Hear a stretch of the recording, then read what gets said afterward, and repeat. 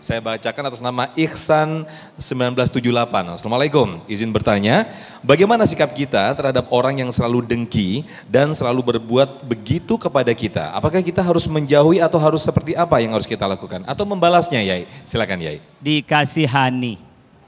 Karena dia sakit tapi tidak merasa kalau dirinya sakit. Kasihan dia, tadi cepat tua ya, bahkan cepat mati ya, kata Ustaz Rustandi tadi. Oleh karena itu kita sebagai manusia tetap tarohum pada dia.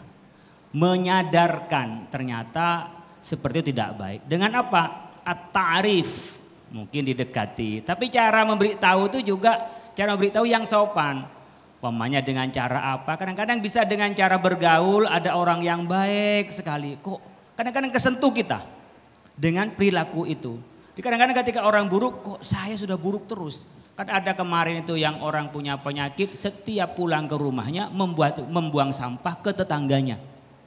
Mungkin mirip dengan satu tempat itu, setiap sore itu ada yang bakar sampah. Nggak tahu tetangganya itu sampai nyesek, nggak bisa napas. Tapi kita kan jengkel, dia kan merasa benar. Gimana? Bahkan diomongin oleh Bu Lurah pun nggak mau dia. Di tempat saya ada Bu, di sini nggak ada. Mungkin di sini lebih banyak barangkali. Tapi dia senangnya bisa dibuang, didaur ulang. Hal yang kecil sampah tidak dibakar, sebelahnya nyesek itu. Nah, kita harus menyadarkan mereka. Bisa ditemenin, kadang-kadang tambah dijauhin tambah jadi dia. Kalau menurut saya orang yang seperti itu didekatin, diberitahu. Ketika dia sudah tahu, nggak sadar juga apa, ditakut-takutin. Bawa ke barak ya? Iya, dibawa ke barak katanya, ditakut-takutin, nanti dibawa ke barak nanti katanya. Nanti dia masuk dalam militer katanya. Kan Jawa Barat bisa masuk di militer katanya itu. Gimana mereka diberitahu? Pak, kita ini menyakitin orang. Takut-takutin dengan nanti siksa Allah. Kamu bikin orang nyesek, kamu nanti bisa kena penyakit dan seterusnya. Kalau enggak juga ditakut-takutin tentara. Nanti kamu tak undang tentara yang digeledek kamu nanti itu. Bikin. Terus kalau memang tidak bisa, ya udah serahkan kepada Allah Subhanahu wa taala. Dia sudah harus ada tindakan hukum kalau memang dia sampai ada dengkinya. Tapi iri nggak bisa juga, berarti dia sudah tidak mendapat hidayah dari Allah. Innaka la tahdi man ahbabta walakin Allah yahdi mayasya. Kita sudah upaya dekatin, kita peringatin, kita takut-takutin, nggak juga. Berarti memang Allah sedang dia membiarkan dalam kesesatan, tidak mendapat hidayah dari Allah. Tinggal kita doakan dia, mudah-mudahan dia diberi kesadaran oleh Allah. Kita nggak bisa berbuat lebih dari itu.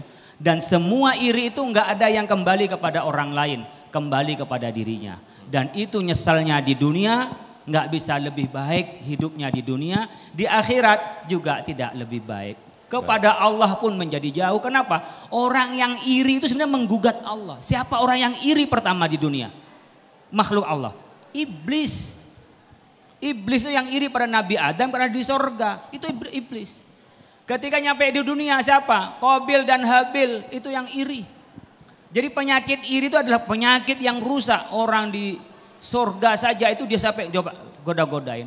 Qabil Habil sampai bunuh-membunuh. Jadi dari iri itu paling berat dan paling bahaya, sehingga tadi disebutkan ini penyakit laten dari para nabi terdahulu yang masih diwariskan pada kita dan diingatkan oleh Nabi, iyyaka wal hasadah fa innal hasadah ya'kulul hasanat kama ta'kulul nara al hatabah, rawahu Tirmidzi. Ini bagaikan api yang membakar seluruh kebaikan kita. Kalau kebaikan kita sudah habis, keburukan orang pindah ke kita, Pak. Coba, apa enggak kita ini menjadi orang yang sangat merugi. Baik, Masya Allah, terima kasih Kiai Haji Khalil Nafis dan juga Ustaz Rustandi. Di segmen berikut kita akan mendengarkan dan juga menyimak dari guru-guru kita bagaimana kesimpulan